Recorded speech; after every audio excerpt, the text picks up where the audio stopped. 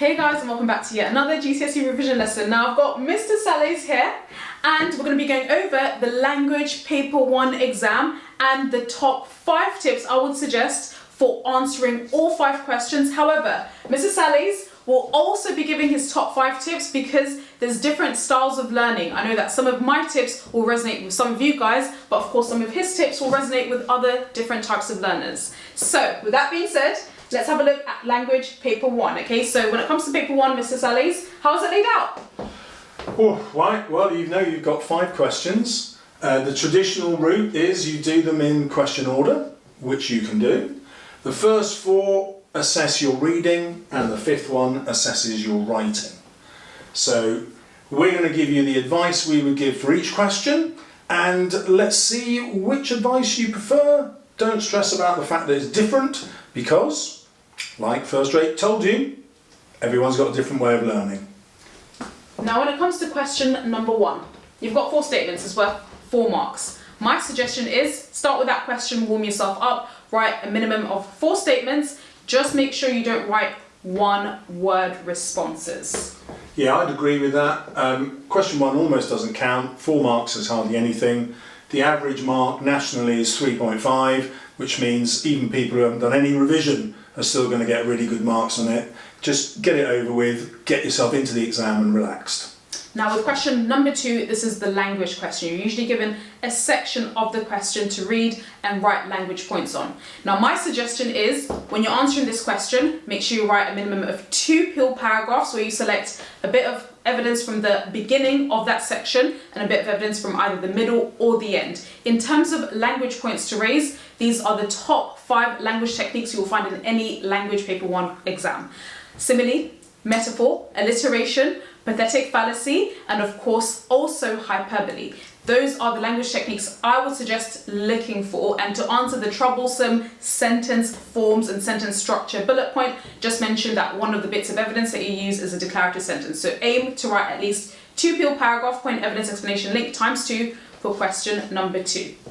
Okay, my advice is very slightly different. So the features that I look for, although you don't have to, personification, simile, metaphor, alliteration and sibilance, those are the 5 that I find come up all the time. And what you've got to remember is this extract is going to be absolutely crammed full of language devices. That's why the examiners have chosen it for you. They really want to just give you the marks. Where students go wrong in this is they just don't write enough. So although writing in paragraphs will help you structure your answer, I prefer to tell students, look, there are 8 marks going, you've got to write 8 separate points to get the 8 marks. And you can do that in 2 ways. You can write 8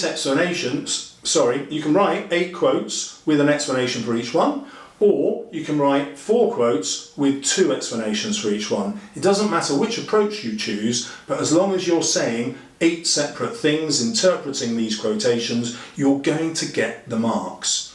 Revolutionarily, I'm also recommending that you actually write each point separately so that the examiner can't disagree that you've made 8 points. Whereas if you put your information in paragraphs, 2 examiners are allowed to disagree and AQA say, that's cool, we don't care, just whatever you think's right, and they won't change that mark on appeal.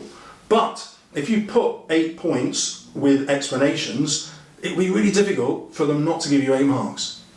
Now for question number 3, which is the structure question. Again, my approach, because it's worth 8 marks just like question number 2, is write 2 peel paragraphs. However, in your first peel paragraph, my suggestion is contrast how does the writer begin the extract versus how the writer ends the extract. Find something from the beginning in order to make sure you answer the first bullet point correctly, because you're always asked to look at the beginning of the extract, and then find something to juxtapose it with from the end of the extract. That means you need to add 2 bits of evidence in your first peel paragraph. Now your second structure question could be either related to, for instance, a sentence type, rhetorical question, declarative sentence, or whatever, or find a really interesting form of listing or repetition and use that as your second peel paragraph.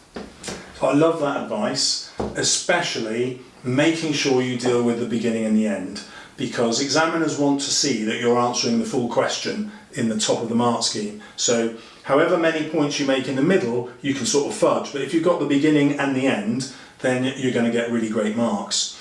The other thing that they really try to do is to give you something with a circular structure. So they look really hard for an extract where the ending will kind of reflect back on the beginning. So you can always mention a circular structure. It's like 99%, I hope, guaranteed to come up. The other thing that the examiners do is they just want this one phrase from you. The writer focuses on blah, blah, blah, blah, blah, because. And even if you wrote that 8 times, the writer changes the focus to because, blah, blah, blah, you would get the marks. You don't need to vary your vocabulary on that. And they really just want you to think, why is the writer showing me this now? And that's really easy. The writer tells you how. They put each new focus in a new paragraph. So all you have to do is follow the paragraphs, comment about each one. If you've got time, you want to get to 8, remembering the first is the most important and the last is the second important and second most important, and all the others you're just going to squeeze in according to your time limit. If you can get 8, great. If you can't, don't flex. Don't flex, don't worry. Now for question number 4, this is where you get a statement. You're given a statement that doesn't tend to ever contradict what's going on in the extract, and you're asked, a student having read this said, blah, blah, blah, blah, blah, to what extent do you agree?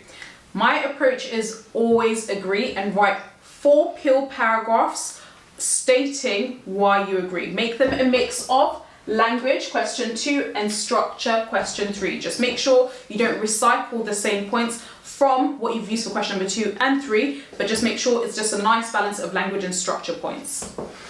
Okay, well, so question 4 is a tough one because it is 20 marks and that demands a lot of writing. So you have to make as many points as you can. I think students find this advice quite hard, so your idea of writing peel paragraphs is probably going to resonate with more people. I would also get you to write in paragraphs, but you've got to think, there are 20 marks, I've got to make 20 points. And how do you do that? You're just going to agree, and then at the end you're going to partially disagree. The reason for the partial disagreement is because you want to evaluate, and to evaluate you've got to weigh things up, you know, on the one hand this and on the one hand that, so you need a partial disagreement to get the very top marks. Although the examiners say, no, we can give you evaluation even if you just completely agree, but I'm just a little scared of that idea. It's challenging because you really do have to write at speed to write 20 points. And the main bit of advice is like, forget what's got to go in here, just write enough to score the marks. And because the examiners never take away marks in language or the reading paper, they never take away marks for anything that you do that's wrong. Like, you can afford to write something that's rubbish at speed in order to get to something that's good, and they'll just mark what's good. Finally, question number 5, worth half of the overall paper's marks. You always get a choice of 2 questions. You've got a creative writing question and a descriptive writing question. My advice is always go for the creative writing question, okay? So go for the story, and I would suggest follow the story mountain structure. Write 5 paragraphs starting off with the beginning, setting the scene, build up, your character goes on an adventure, problem, what obstacle they face, resolution, how do they resolve that problem, and ending, either end with a cliffhanger or end with an interesting and unexpected ending. However, make sure it's not I woke up and it was all a dream. So that would be my suggestion for question number 5. How about you? Could I have a pen to do the mountain? Just pass me a pen. So I agree with all of that, but no, not that, I'm going to write on here. A ball pen. Thank you very much. Right, so here's our, have I got the story mountain right? Yes. Yeah, and so here we've got the crisis, and then here we've got the resolution. I can't spell resolution in such a small space, but this is my slightly different take on it. Everything that you put in here is actually not going to be as interesting to the reader as that bit. And so really what I'd say is, start there. That should be the start, and get the reader to catch up. So you start in the middle of the action, or the middle of a conversation, or the middle of a disaster, and the reader is like immediately in. It's like the perfect trailer for any film that you've ever been to. You never get any of this bit, you get straight in at the crisis, so you're invested.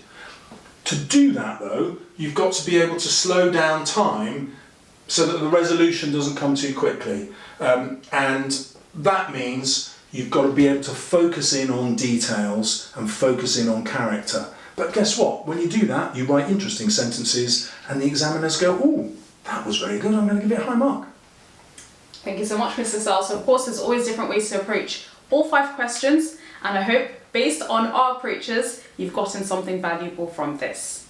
Brilliant, I agree. Thank God for that. Now, I expect you're desperate to work out how to approach language paper 2, and First Rate Tutors and I have got you covered. As usual, you'll get 2 different perspectives to fit whichever kind of learner you are. So, for our very top advice for 2023, check out the video coming up next.